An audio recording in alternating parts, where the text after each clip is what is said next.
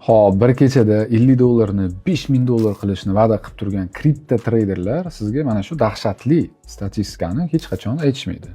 Misol uchun, futures bozorida 20x, 50x yoki 100x marja bilan savdo qilish bu trading emas. Bu o'z joniga qasd qilishdir. Kripto bozori o'ta o'zgaruvchan hisoblanadi. Volatillik juda yuqori bu yerda. Agar siz misol uchun 50x kredit yelka bilan pozitsiya ochsangiz, narx sizga qarshi bor yo'q. Bilasizmi qancha? Necha foiz yurish kerakki, likvidatsiya bo'lishingiz uchun? 2%.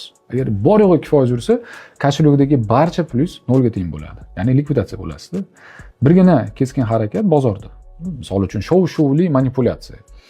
Mana shu bilan birjalar bir necha daqiqa ichida milliardlab dollarlik leverage'lik pozitsiyalarni yutib yuboradi. Ya'ni marjaga ega bo'lgan pozitsiyalarni yutib yuboradi.